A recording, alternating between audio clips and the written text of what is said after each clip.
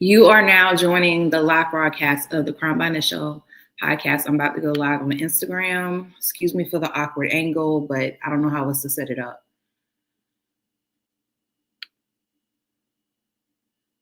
So we are definitely live on Instagram, and now we are live on IG. So this is the Crime by Michelle podcast. I am your host, Ryan N. Jenkins. Let me put my little media things because I'm learning how to do these things. So you can always access us on Apple Podcasts, Amazon Music, iHeart, Spotify, Podcast Index, and you can watch the visual on YouTube. This will always be uploaded on Instagram and Facebook for at least 24 hours, and then I take it down and I put the link on it so you can access it. I also want to tell y'all, get your family, get your people. I don't want just adults watching us today. I want us to be watching with teenagers because my special guest today is a teenager, and she's going to drop some gems for y'all. We're going to have a discussion that I feel like y'all all need to learn and hear from. So I'm giving you time. I'm giving you some announcements, some church announcements first. Gather your teenagers, gather your parents. Teenagers, if you're watching this, gather your parents, because I want y'all to have a genuine conversation about this. I see some of y'all joining me here. I see Jermaine there. I'm seeing some other people. I don't know all of the people there. I think that's Kaylin. Hey, Kaylin. So definitely join us on this discussion, because I feel like even if you have preteens, we are going to be discussing some things that I feel like y'all can learn from and you can gather from. So please, while I'm doing church announcements, gather your teenagers, teachers, administrators, anyone who works with teenagers. You need to be on this, okay? Share this among your people. If you're on Facebook, on Instagram, share this with your people. My next episode will be on the Tuesday, the 18th. This is my brother, Rich Hall. He's also my barber. He has an awesome story that he's going to share with y'all. Basically, I'm calling the redemptive code. And the purpose of that episode, he is a young man who he dealt with some stuff. He had went through and endured some hardships, but he has overcome them. And he's an entrepreneur. He has business for himself. So this will be a great episode for you to join. Y'all, if you have not seen already, my newest children's book is up for pre-order. So please make sure, if you haven't already, check that out. It's on my website. So it is, I have my love letter to our boys, which is a blessing for the world. Then we have our love letter to our girls, which is Heaven's Jewel. Both of them, Blessing for the World, is available now. You can order it anywhere. I would prefer you order from my website. And then Heaven's Jewel is also available for pre-order. And then what is next up before Heaven's Jewel, but after Blessing for the World, is Reverse. That is available for pre-order. If you want to get the pre-order, I have moved my date back to March 7th. So if you want to get a copy of Reverse in your mailbox by March 7th, you definitely need to go ahead and put your pre-orders in no later than this Sunday. I have Monday on the flyer, the 21st, Friday, the 21st. I have that date, but you have really until the 23rd to put your orders in, and it will be to you by the 7th. So please make sure, if you haven't already, same price for all the books. Hardcover is $20, paperback is $12. That does not include tax and shipping. That does not include tax and shipping. So please know all that is up. So our guest today, so I'm going to bring her over. You can bring your chair over. A little over some more. Well, let me take this off. So our guest today, come over a little more. So we have a long history. So we actually start with her older sister, who's part of the mentoring program that I am a part of, that I not started, but kind of brought over to Longleaf Middle School, down to her other sisters. I taught one sister, another sister, I taught a brother, and I also taught her too. So we're like family, because I've been at the house. I've had the red velvet cupcakes by Ms. Moore. So it is we are like family. I have been at the house where she just kind of trudgingly came downstairs, name and shake his, and then went back upstairs. But so it is, we are family here. So she actually, when one thing that I will admit about her is she is a Moore. And when anybody knows anything about the Moores and the histories of the Moores, they are very intelligent, brilliant children. You're not going to have any problems out of them. Nevertheless, they are known for, they're going to speak it for themselves and let you know, this is not how this is going to work. Okay. They're not disrespectful when they say this, but I will never forget this moment. This was 8th grade year. And I was saying something, or I was mad about something, and I can't remember what it was about. And then Sarah said, well, maybe that's not their love language. And I said, what does that have to do? And then I thought about it, and what it was, I think I was expecting gifts from my kids. I do believe I'm an awesome teacher. I am very deserving of any gift that anyone gives me because of the love I have poured into this profession. So she was like, well, maybe that's not their love language. You think about it, gifts is a form of love language that some people do not reciprocate to some people. So she was basically telling me, and I almost got caught in my feelings, but she wasn't disrespectful. She was speaking her truth. And I told her mom about it. Her mom bust out laughing, was like, yeah, I get it. I was like, and I had to be receptive of that. Not every child is thinking of giving gifts to show how appreciative they are about their teacher. So I'll never forget any moment. She's a junior this year, which, oh my gosh, that's because I remember when she was like little. So she's a junior this year. I know you're an Avid. She's in Roses. What else do you want to add to your intro? I don't really know. I'm 17. I go to Westwood. I do hair sometimes. Yeah. Okay. So she is the youngest. And the reason why I said the Moors, anyone who found out, oh, you had a Moor, or that was so-and-so's sister, or that was the brother, that the whole world would light up. And matter of fact, I'm not mistaken, your principal's on here. Hey, Tamika. So, but yeah, we are having a discussion, and the title of our topic today is what adults need to understand. So what was crazy is I was sitting in a meeting with my girls. For those of you who don't know, I have a mentoring group that's in the process of being transitioned to a nonprofit called Roses. We're going to call it Crown Her. And then I brought to the girls, I would love to bring y'all on a podcast episode. And everybody was like, and Sarah was the only one who was like, yeah, I'll do it.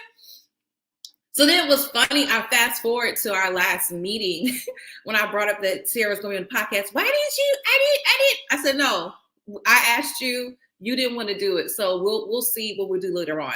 But the reason why I love working with young people, number one, that's my heart. Number two, I think sometimes, and I'm mad it took me this long to understand it. I said within the last 5 or 10 years, we sometimes forget as adults what it was like to be a teenager, what it was like to be a preteen. As much as we want to say life is different for them, it is somewhat the same, but it is somewhat different. And we sometimes have to learn how to snap out of adult mode, and not really out of adult mode, just be more understanding and more receptive to what they're dealing with and how we speak to them, how we deal with them.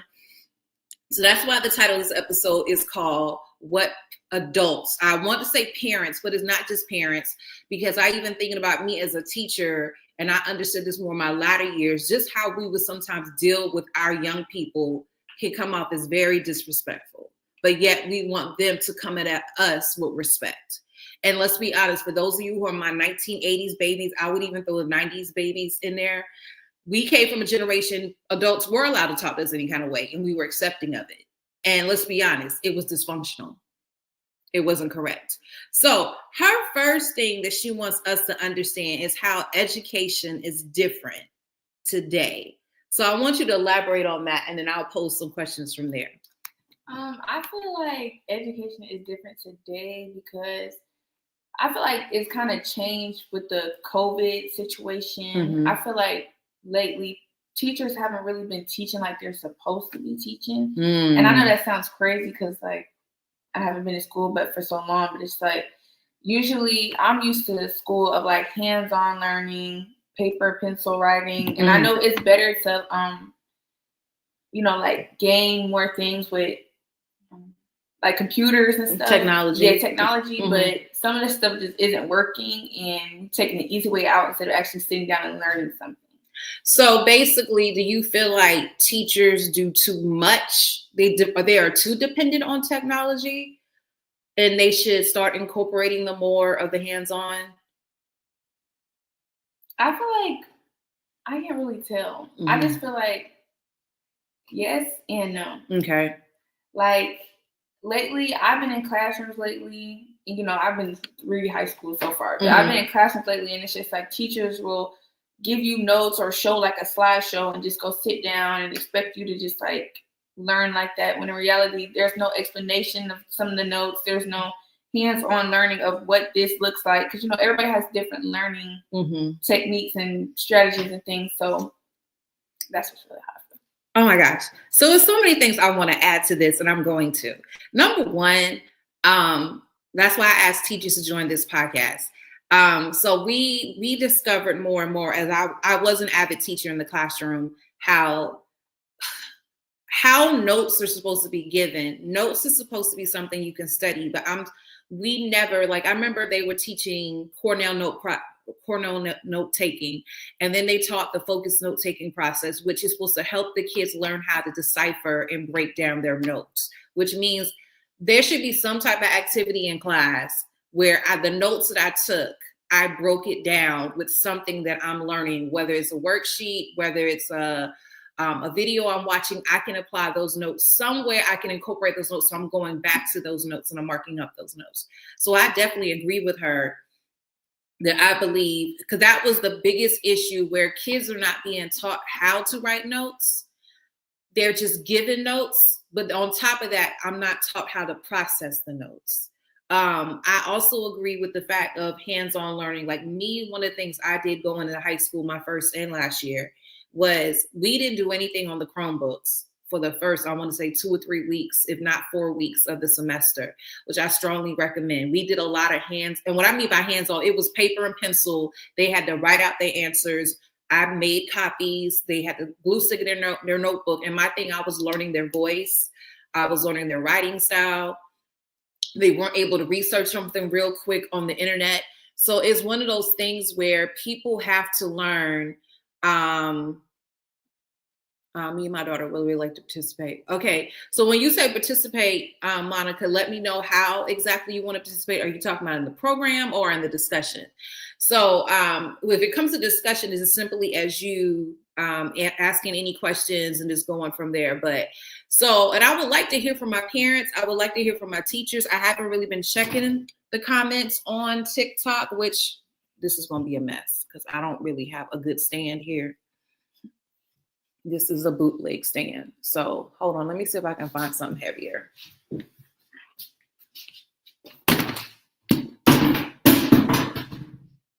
Yeah, that's better. It's bootleg, but it's better. Okay.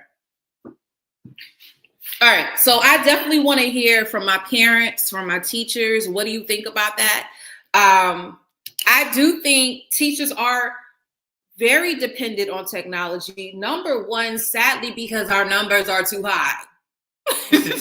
When you have a class, and I might even deal with elementary. I think elementary numbers are high too. But when you think about what's your average class size?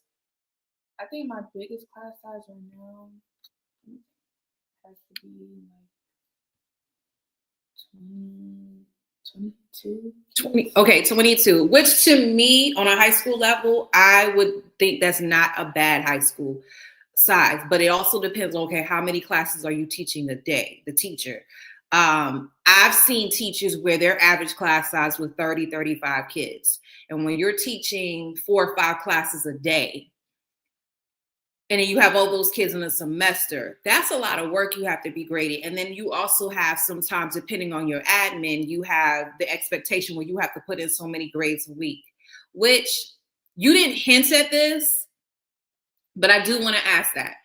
Is that an issue you see where, okay, you're giving out all this work, but as far as the timeliness of grades being put in, is that better?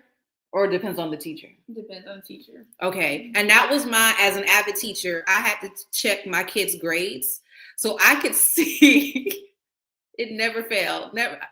It never failed. Well, you'll have the kids complain about that one teacher who never put in grades, and you would literally go check.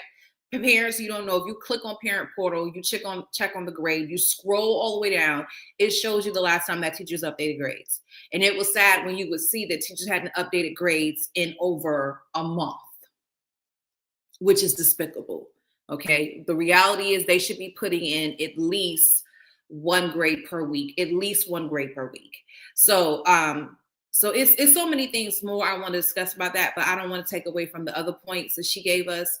But one takeaway I definitely hope that we took from this as teachers, we have to learn, are we really catering to all of our students in their learning styles? Are we really making sure they are absorbing the information? Are we just giving them notes and giving them a quiz? And then let's be honest, the purpose of that quiz is to see, did they learn what I taught them? And if they didn't, then I need to reteach before I give them the test. Just, yeah. So I'm going back and forth between Instagram. I greatly appreciate those of y'all who are watching us live, and we have a lot of people on Instagram and TikTok. And then Facebook, y'all are going in and out, and that's all good. So if you have any questions or you have anything you want to add to discussion, please put it in. But her first point is, parents have to understand that the education is not, and let's be honest, what I'm realizing more and more talking to other adults, sadly, not everybody had a quality education growing up, even though they had the technology, they had the whatever. So it's very important as parents to be very proactive in your child's learning, so you'll know that your child is struggling, or you understand the type of material that they're getting, because sadly, teachers have been allowed to do what they have been able to do for so long, not because admin is letting them per se. Admin has a lot going on, so they're not able to go in people's classroom and observe like I think they should. And that's a school by school basis. Nevertheless, if I can take the easy way out sometimes, you do. And I'm not going to sit here and lie. I was one of those teachers too. Because you want to get stuff done. But at the same time, if they're not learning anything, it's not working. So I see Shauna Miles has joined us. Hey lady, how are you? She's a fellow Ridgeview graduate, but also an author. If you have not checked out her books, please do. So Sarah's next point is, which I love this one. This is not my favorite, but I like this point. She said there are other routes other than college in the military. So how do you want to expound on that point? What are you trying to? I personally am going to take the college route because that's just who I am. But I feel like parents or adults push like, oh, you're not going to school, you're not going to the military or anything with like the forces and stuff, and like instantly frame you as unsuccessful or you're not going to be anything. And I just feel like that isn't true, because there's other ways, like having your own business or just having a good job that pays your bills off, that makes you successful too.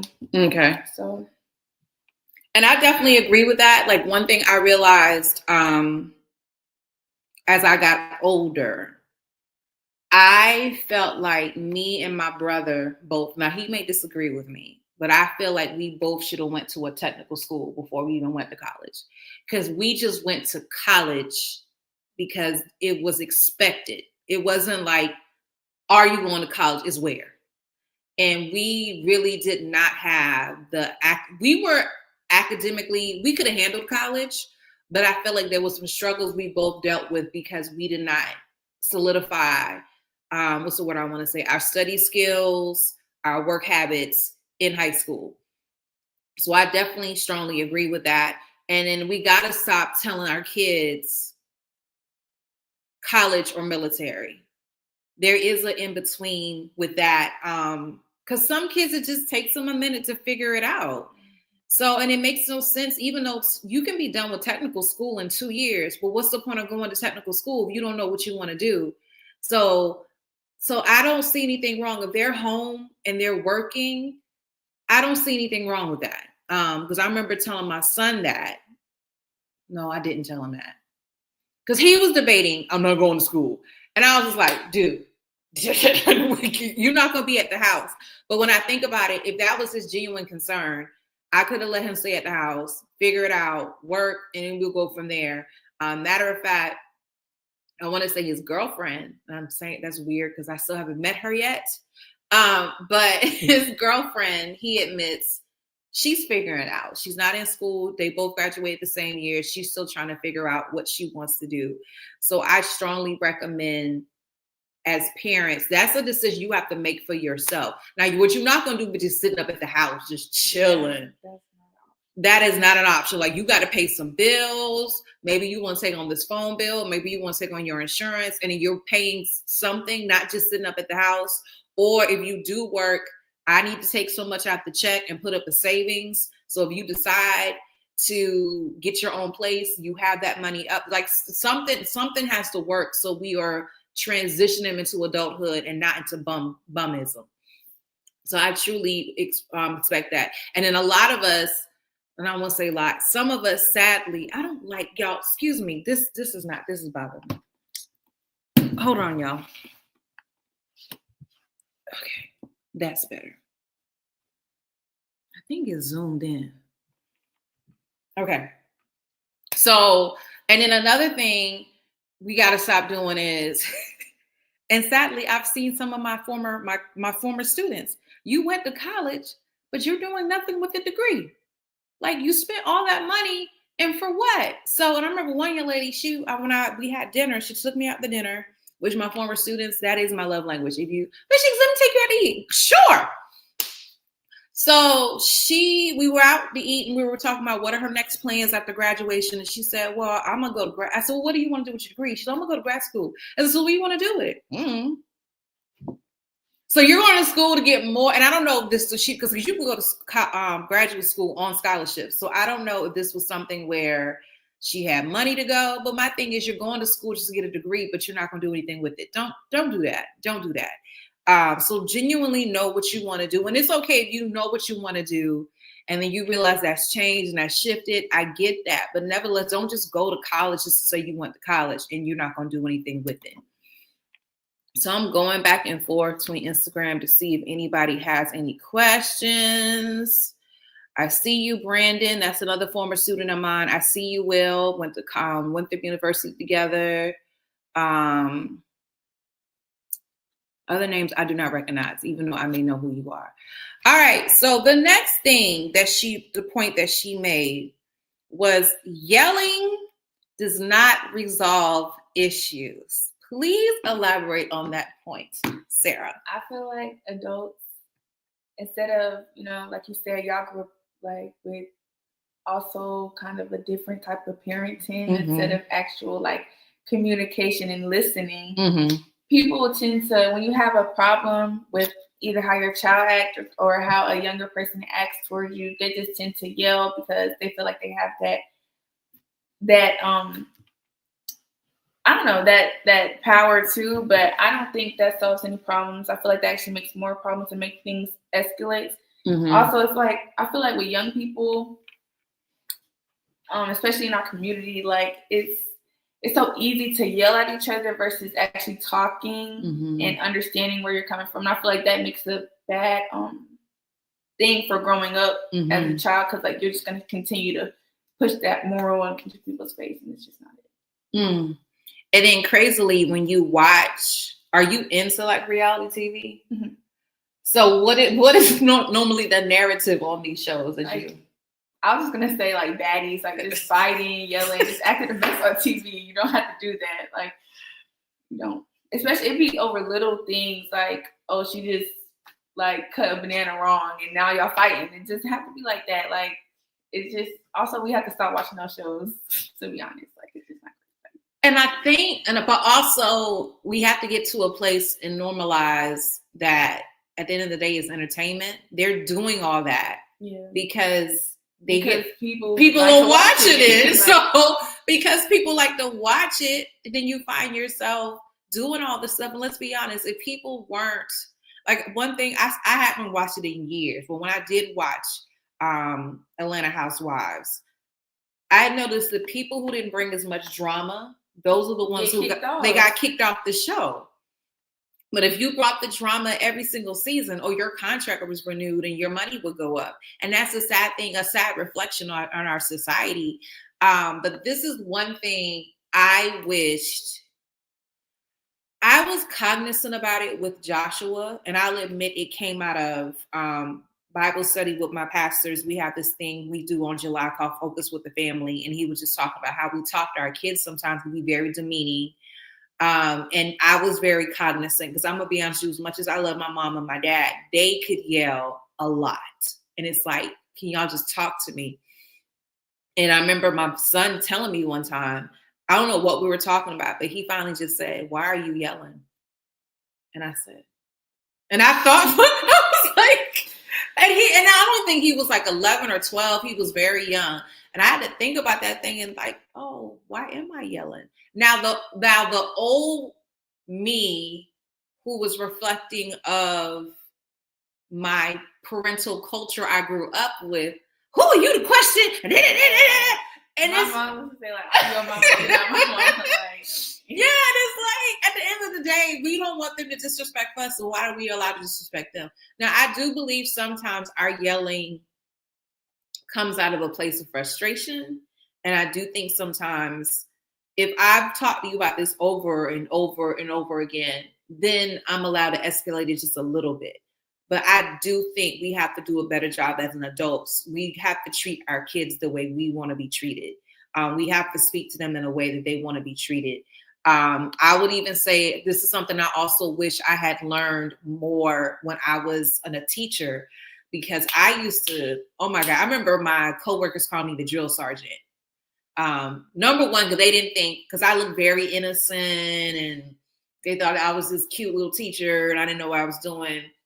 But the way I would lay into my kids, they were like, "Oh, you don't take no stuff." But it was to a point, some of my kids were scared of me. And eventually they understood, okay, Miss Jenkins, she loves us. Because they would see another side to me when I would open up more. And then I would be nicer when I wouldn't have to go into them. But I wish I had done that more. Like how I am, she's a former student. She's a former mentee, but she also comes and works with girls sometimes. She admitted when she came in the classroom one time and saw me, she said, "Because you're different than where you were with us." When I heard her, it was around 2011, 2012. And she came around when it was like 2020-ish or something like that.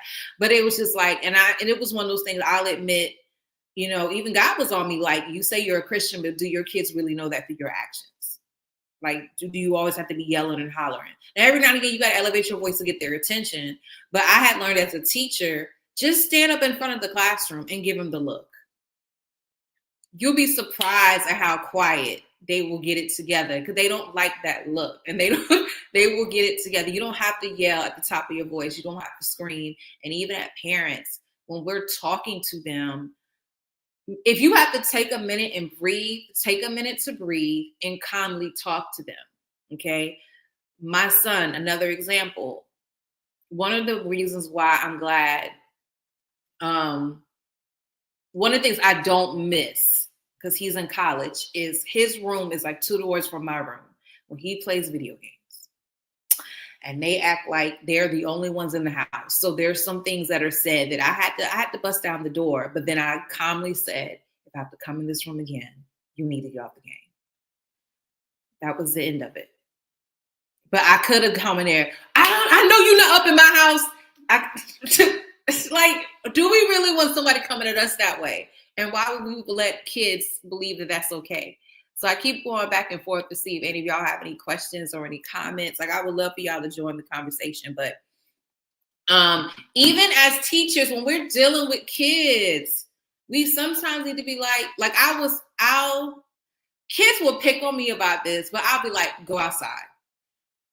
And my thing was, it wasn't go outside because I'm kicking you out. We need to have a minute to talk. And sometimes when I went out there, it was like, "Okay, so what's the problem? Why are you not doing such and such?" But it wasn't like, "I know you're not up in my class." Now, there every now and again, I would pop off. But for the most part, as I progressed in my teaching career, I learned they're not receiving it. And I want to say that's one of her points that she says down at the bottom. Well, that hints at it, but they're not really, a lot of these kids get yelling at home from their parents. So you as a teacher hollering at them, you're not doing anything and you're not commanding anything. They really have a less respect for you. So no, it doesn't. So number 4, she says strict parenting doesn't work. Now, I would love you to elaborate on that, because what is your definition of strict? My definition of strict is like, I don't even know how to explain it. It's like just acting like your kid cannot have any freedom. Like you can't go outside, you can't hang out with your friends. You have to monitor, like you have those restrictions on your phone, like, oh, it cuts off at like 9 o'clock. Like some stuff is just not needed. Monitoring who they talk to, looking through the phones, talking about like dressing them on what they wear instead of like letting them have their own creative spark, dressing them. That is crazy to me. I don't think that works at all. I think that actually pushes them to be more rebellious. Yeah, rebellious and sneaky.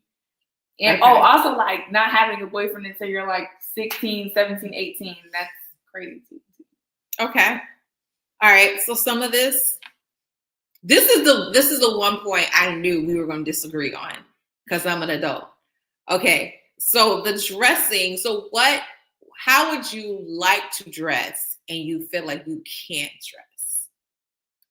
My mom isn't strict. So okay. I pretty much can wear whatever I want to wear. Nothing.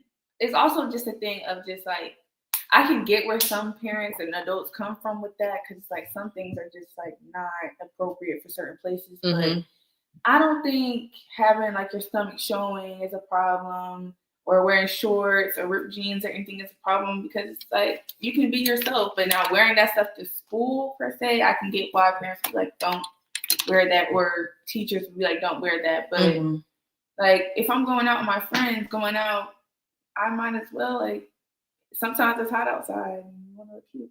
Okay. Now I'll admit I am still not teen midriff. I am not. And maybe that's the old school in me. I don't remember showing off my stomach until I was in college. So that's 18 and up. I've seen 13-year-olds with midriffs. I am not there. Nevertheless, there is a different perception. Also, someone else made the comment. I don't know what show I was watching, but she said, some of these kids we think are dressing a certain way to come off sexual when all they're doing is just dressing. And I had never thought about that before, because I'm not gonna lie, when I wore certain things, like I'll never forget when Daisy Dukes were popular. Daisy Dukes were really short shorts. When Daisy Dukes were popular, that might have been 95, 96. I remember going to the football jamboree in Sumter. I snuck to wear them because I knew my parents were gonna let me wear them. But I wore them because I was trying to show off my butt. So it was me being sexual. Okay. So it wasn't like I wanted two people to have sex with me, but it was coming off sexual because I wanted you to notice a certain anatomy, a part of me. So I could understand why mom and dad was like, no, what are you doing? So you do have some people that dress for attention, and maybe it's time for parents to have a conversation. Why do you feel a need to wear this? And I guess watch your child when they're wearing these things. Are you seeing a child who's naturally wearing these things? They're trying to get attention, or are they just dressing how they feel comfortable to dress? So I do feel like that's a conversation. Because definitely what they wear is definitely, because there are certain things we just did not wear. Like I'm realizing more and more, even with like the tights and the leggings, that was not just something that was custom. And I think sometimes it's a cultural thing. And I think it's also an age gap. But I think it's a genuine conversation we can have with our teenagers about. Now, the reality is, I like how she did stress, though, parents and teachers. Dress code is dress code. Okay. At the end of the day, as much as people want to argue the dress code, you can't just walk on somebody's job and dress any kind of way. And because I know that, that's why they have an expectation of a dress code. And the reality is, it tripped me out how the kids, I remember when they first changed the dress code when I came into high school 2 years ago, the kids were still complaining, even though the dress code pretty much said Long as we don't see cleavage and your booty cheeks and your stomach, we're good. So that means you had the girls who had the short shorts, they could still wear it as long as their butt cheeks were hanging out. They were complaining about that. I'm like, I need y'all to, we don't need to see your butt cheeks. So it's just, and I just honestly believe there's certain things I'm just not going to wear. Like I have jeans with holes in it. I'm not going to wear it to work though. Okay, because that's my profession. Same thing for you as students. There's certain things you can't wear. Now, when you say, so the block on the phone, explain, like, how does that work? Or because I never did that with Joshua. So how does that work? You know, the screen time. Mm-hmm. People will parents will put sometimes they put the same iCloud on the phone as their phone, mm-hmm. and will put restrictions on your screen time and make all your apps log at a certain time. Now I've heard of that, but I've never done that. So I guess that's a parent by parent basis. You have to figure out your child. Now, if you notice your child's always on the phone, which, let's be honest, as a former teacher, some of your kids are on the phone all time of night because they become in the class sleepy. They don't sleep at all. I can get it if it's for that reason, but some parents just do it just off rip. Just because. Yeah. That goes into a point I wanted to bring up. Sometimes as parents and teachers, we're parenting or we're disciplining that child based on who we once was as a teenager and not on that actual child. So you assume if you were in this situation with a phone, you would do A, B, C, D. So let me go ahead and put these parameters up so they won't do that. Not even giving your child a chance to mess up and make a mistake. If that makes sense. I hope that makes sense. So like I realized I would do that with Joshua. Like Joshua desperately, when he got up the age where he can drive and he can work, he was adamant he was going to work. Well, I didn't want him to work because growing up, I had a hard time balancing school, work, and then I was an athlete too. So I thought he would fumble the ball. He would not do well. And then Joshua, not only did he work, he stayed on honor roll. At one point, he was taking a class online. I want to say it was probability and statistics on top of his normal class schedule. He did it. And the reality is if I had let my preconceived notions based on how I was as a child or as a teenager and block him, that's not even cool. Okay. Now the friends things, I think it depends on the situation because parents have been around a long, teachers have been around a long time, and we can perceive, yeah, that's not your people. So it's like an intuition for some of them, not all. Some of them. So we can tell if those people are genuinely trying to be your friends or they just, they're not good people. So, but I definitely believe sometimes as parents, we parent. Matter of fact, that was a reference I made when I had Paula Chase on here. That was episode, I can't think 3 or 4, but you can access it anywhere. But Paula Chase in her book, can't remember which one it was. Turning Point. And the aunt was like so strict on her. She only can go to church events. She only could do certain things that involve the church. She only could hang out with her church friends. And the aunt admitted at the end of the book, she was doing all these things because she didn't want her niece to turn out like her mom. And what I mean by mom did not have custody over her daughter anymore. And mom was very trifling. So it's because I don't want you to be trifling like your mom, I got to put all these parameters on you, not realizing she was suffocating her and she couldn't breathe. So we do have to make sure that we're being balanced, make sure that we're giving and making sure we're not imposing things on them that they don't even like. So that's good stuff. And then her last point, saying how you feel does not always equal being disrespectful. Now, when you say that, are you talking about the child? Mm-hmm. Okay, so elaborate on that a little bit. Like, it's kind of like back what I was saying with the yelling doesn't solve anything. So like, if like you're yelling at me and you're saying just things out of anger and saying, oh, you're this, you're that. And I say that is not how I am, or say, like, try to explain myself and say, this is why this has happened or anything. That doesn't mean I'm being disrespectful or talking back. It just means I'm being myself and I'm explaining to you what's going on in my head and like how I feel. Mm.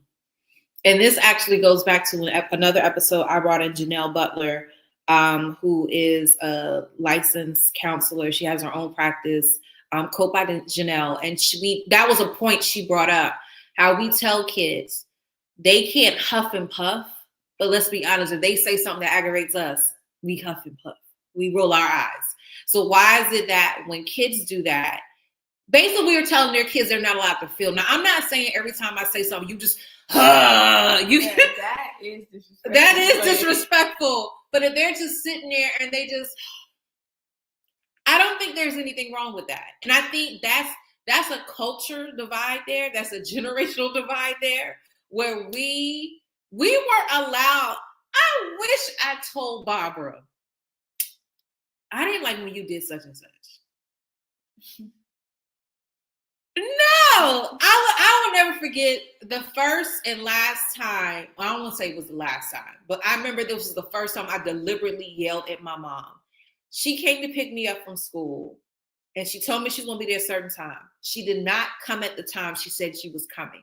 So when the time came and went, a homeboy, I'm not going to lie, I liked him too, offered me a ride home. So I let him take me home. So of course, when I pull up, she's like, because number one, you're getting out the car with a boy. That was her first red flag. Then number two, I told you I was going to pick you at a certain time. And then she goes off. And I remember like we were in front of the stairs. I was like, you did. I said, I was there until such and such time. Like I yelled at her. And she kind of like stood there for a minute, which my mom does not do. And she's like, well, maybe you are telling the truth. And I was just like, because I'm not going to sit here and lie. I did some stuff. I was not trustworthy. I did some stuff. Nevertheless, at that moment, I was like, no, mother, we checked the clock. We were watching the time. You were not there at the time. You said you were going to be there. So I thought, because there was sometimes my mom would run late and she like, would just catch a ride with somebody else or whatever. So yeah. So it was like, it wasn't allowed. So it was to the point, I know with my son, I was very deliberate where, and I noticed he would say that every now and again, and I wouldn't backslap him, even though a part of me wanted to. He would say, I was like, I know you ain't having an attitude. He's like, just like you get an attitude sometimes. I don't see why. Well, I mean, this is how I feel. And I'm just like, oh, okay, yeah. Thank you, Amina. So just one of those things where like literally it is okay to allow our kids to speak up for themselves. And I don't think they should be allowed to yell at you. I don't think they're allowed to get in your face, but can we have a conversation? And honestly, and I take that back. No, I don't think it's okay to yell, but sometimes if out of their frustration, if that comes out, push how they yell to the side, especially when you can tell they're obviously really upset about something, because how you get upset and you go off and they have to take it. I think as an adult and as a teacher too, we have to learn, hold up. Okay. We have to learn how to, especially as teachers, okay, let me displace their anger to the side and let me hear what they're actually saying. But what the problem is, sometimes we focus on the fact that you're being rude and disrespectful. We're not listening to what they're trying to say. And they're not what they're trying to cry out and say to us. So that's why I would tell my kids all the time, it was nothing wrong with advocating for yourself. It's nothing wrong for you standing up for yourself. But your tone, you have to be mindful of your tone, because sadly, there are some adults, teachers, parents included, they're not trying to hear you if you're being disrespectful. So learn how to address them. But at the same time, as adults and teachers, we also have to learn to be receptive to, okay, let them voice their opinion. Let them say, well, I don't understand why you did such and such and such. Like I'll never forget in college, which I just realized her name literally had war in it. But she gave us this quiz, and I'll never forget. And this young lady, if I'm not mistaken, I think she's superintendent of a school district in the upstate, if I'm not mistaken. And she made the comment, she said, I don't think it's fair that you give us this quiz. You just gave us this information yesterday. Why are you quizzing us on this today? Her demeanor was very calm. And I remember the professor threw the clipboard on the desk and was like, I mean, and we all, when she said it, when the young lady said it, we said, we agree. Like, I don't know this material. So why are you quizzing us on this? So she, I bet you she didn't give us that quiz. So it was just like, you have to learn how to speak up for yourself. And that's the constant conversation I used to have with my Avid kids, with my Roses kids. They want to speak up and let teachers know you're disrespectful, or maybe you should give us more time on the project because we got ABC, we got all this stuff going on, but they're afraid of the repercussions of it. And we have to, as parents, we have to, as adults, we have to, as teachers, administrators, are we creating a culture that invites our kids to be their authentic selves while also being heard, but also learning respect? Okay, we can't tell them they have to be respectful, but we're not being respectful and we're not being receptive.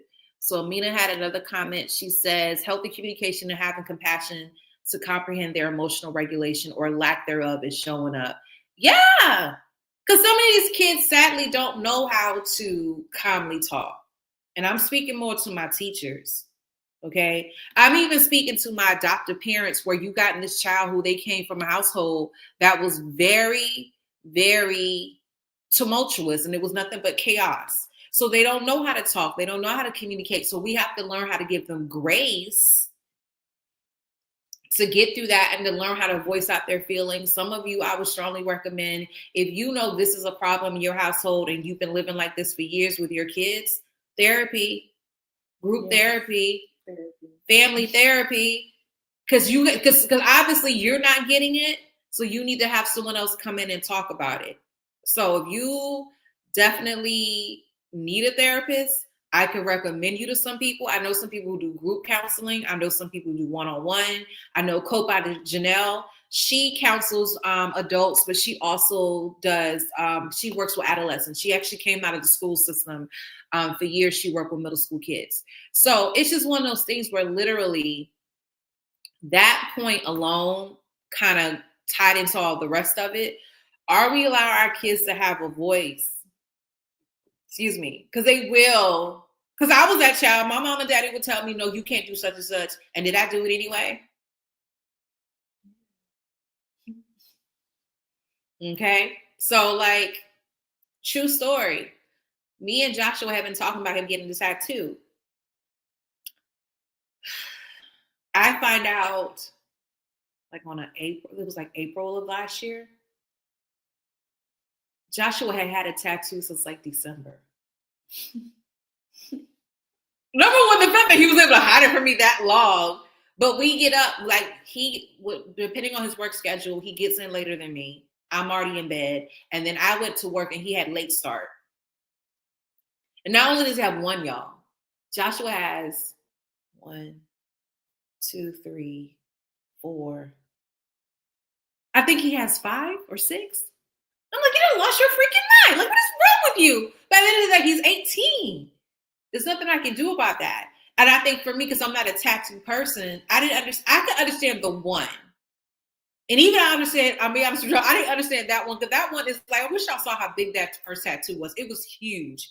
But I think the part that bothered me was I wanted you to talk to me about it. What he felt like, he admitted to me finally, I felt like I couldn't talk to you about it. I felt like you were not going to let me get it until I was 18. And I didn't see why I was waiting so long. And his dad, and that's another issue, a story by itself. His dad was okay with it. Matter of fact, his dad knew about the tattoo and I didn't know. Okay. When you're co-parenting and we're not on the same playing field.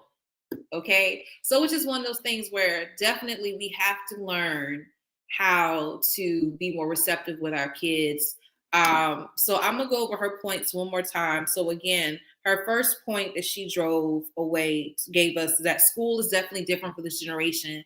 And we spoke about how she shared how, number one, teachers are not always teaching to understand what I got from that, Sarah, is teachers are just giving out information. They're not really breaking down information. And we got to stop that.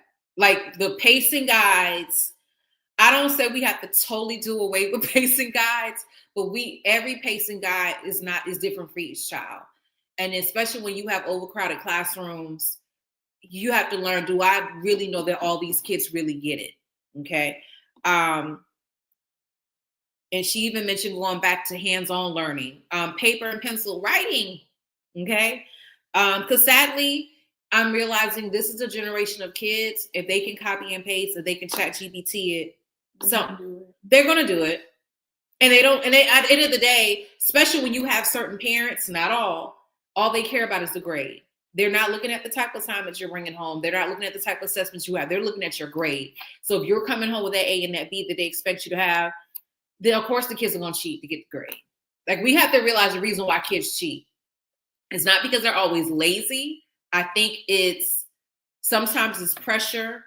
I got to get into this college. I got to get these scholarships. And also my parents expect me to have this. So if I can cheat this, and these teachers are not really able to catch it sometimes because we're still learning the technology. And I say we, even though I'm a former teacher.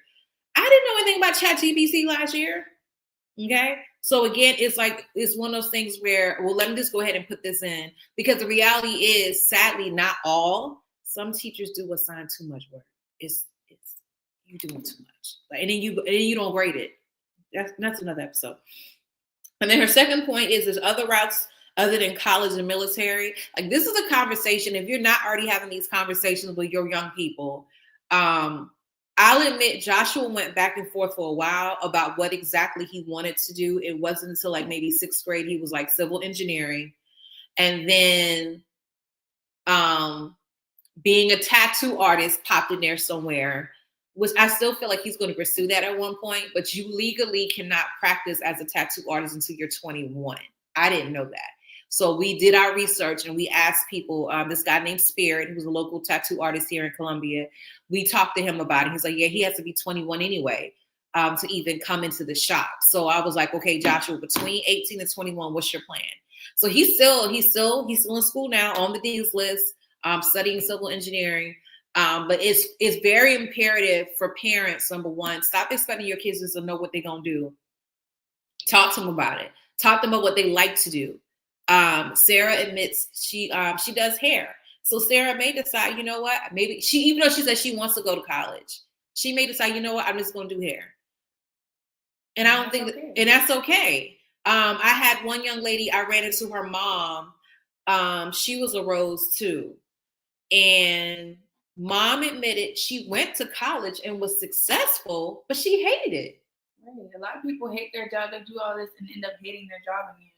And I don't think it's worth, like, it is worth the money sometimes, but it's like, it's really not when you're miserable. Exactly. When you don't have that peace, it's not even worth it. Like, I shocked a lot of people when I came out of the classroom full time, because people knew I genuinely love what I do. And I did love teaching. There was nothing to take away, but God had other plans. And I believe in, if God tells me to do something, I'm going to move with it. But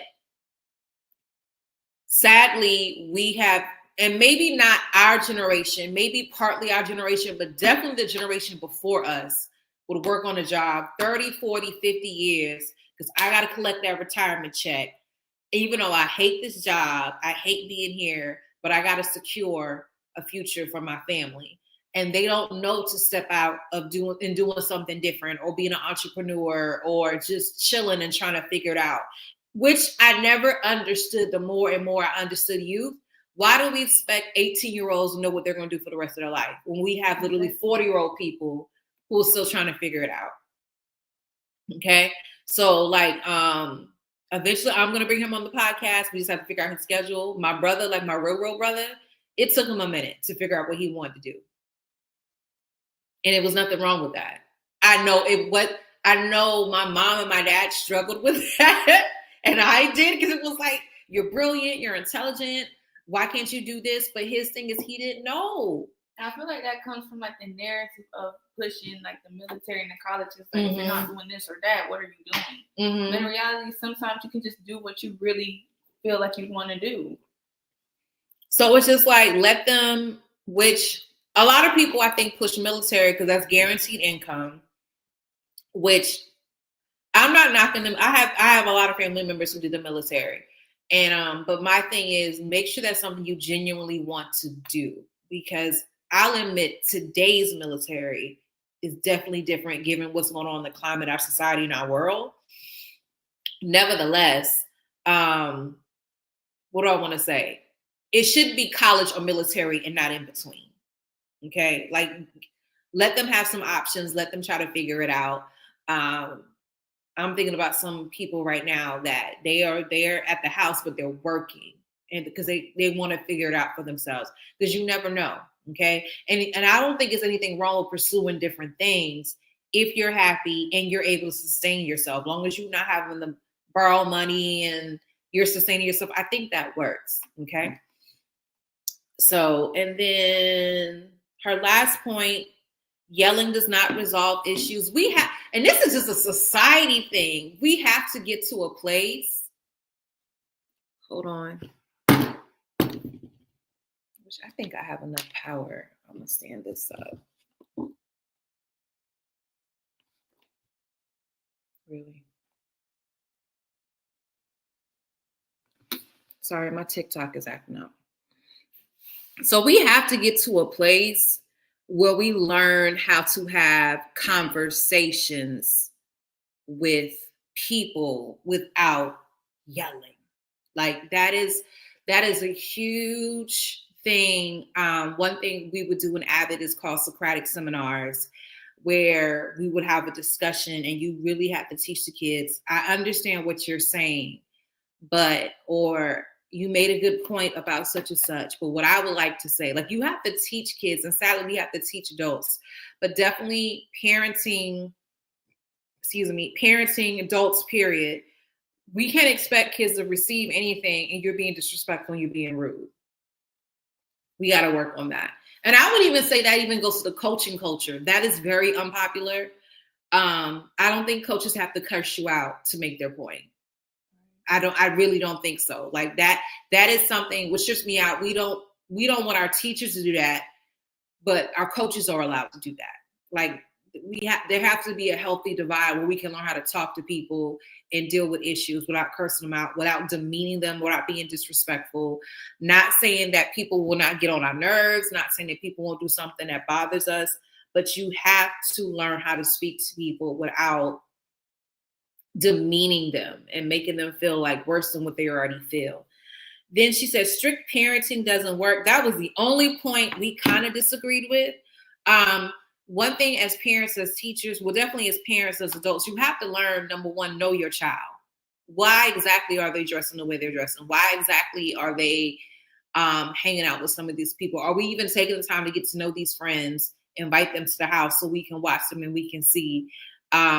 Now, one thing I did agree with phone restrictions, if you know your child is on your phone later than they need to be and they need to go to bed, it is what it is. I know I call him my brother cousin. They have a timer on their internet where it shuts off at a certain time because they have a son who he games, which he has more subscribers than me. He has like 1,000 subscribers through gaming. So, and they know he can do it too much. So they have to shut it down. So it's about you knowing your child. But I also brought up to her, as parents, as teachers, as adults, we have to make sure that we are not parenting our former selves versus parenting our actual child. There's a difference. There's a huge difference. So, and then her last point is saying how you feel does not being disrespectful. Again, I grew up in the old school when we were taught if you didn't like how somebody did such and such, you weren't allowed to say, I don't want to do such and such. So now I'll admit my mom and dad were good about, they could perceive if I didn't like something. Like when I did ballet and tap, I think they let me do it for 2 years and they let me quit because they had to drag me on the stage to perform. I hated it.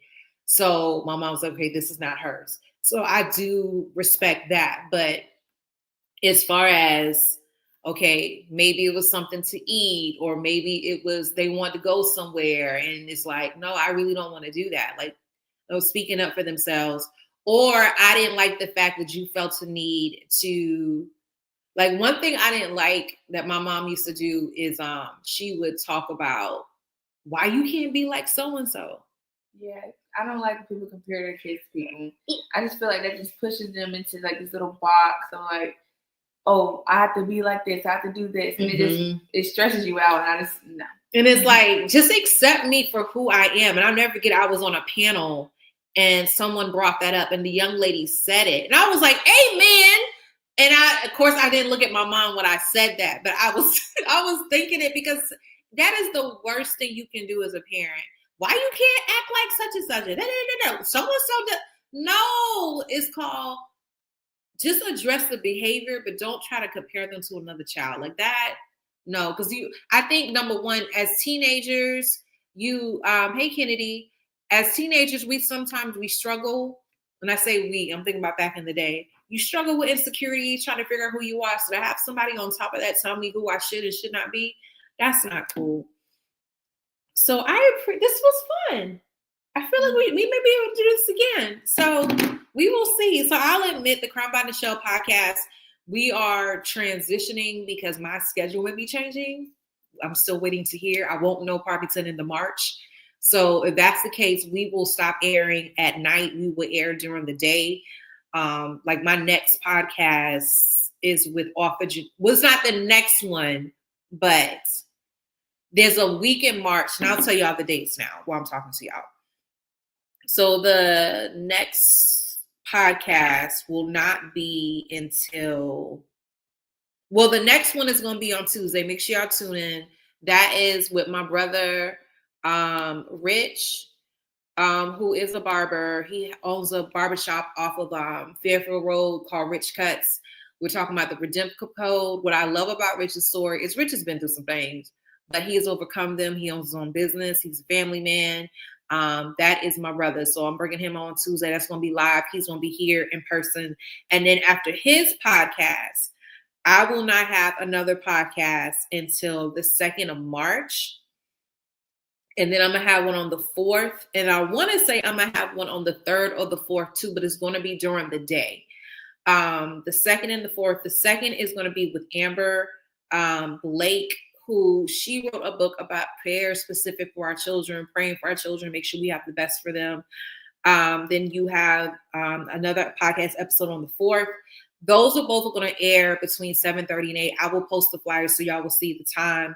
But right now, I'm not planning any more podcast episodes until I know my schedule and how it's going to be different. So if it does change, the podcast will air between maybe 11 and 1. And then you'll be able to view it everywhere. Please remember with my podcast, you can view it everywhere. You can listen to it every now. This episode, I'll admit here tonight, I probably won't post it until tomorrow as far as being on Apple, Amazon, and iHeart. Please don't forget about the books that you can pre-order. Reverse. If you want to definitely get your autographed copy from me. Well, to be honest, any time you order a book from me, I'm going to autograph it. But if you want to get it by the release date, which is the 7th, then you definitely want to order by this following Sunday. Heaven's Jewel is my newest picture book. I have 2 picture books now. Heaven's Jewel will not be out till April, but The Blessing for the World is out now. You can order it anywhere, but I would prefer you order it from me. And I think that is it. So I greatly appreciate you tuning in. If you're watching in the replay, please hashtag replay in the comments, because I will leave this up on Instagram and Facebook for 24 hours. Share this with your kids. Talk to your preteens, your kids about this, and find out what their takeaways, what did they gain? Because you'd be surprised how some of your kids are probably thinking the exact same thing, but maybe they haven't felt comfortable enough to share that with you. I hope you have an environment where they feel comfortable to share these things with you, so they're able to thrive as a person and develop as a person, a wholehearted person who doesn't have to hide who they are, who doesn't have to cower down when sharing their opinions. They can actually, I don't want to say function as an adult, but we cannot expect our kids to grow up and be productive adults if we don't give them the space to be who they are while help them to grow and to nurture. We don't just shut them down. So I hope you have learned from this podcast and you have gained something from it. So I forgot to put up my social media stuff, y'all. If you want to follow me, I don't know where I am. Banners.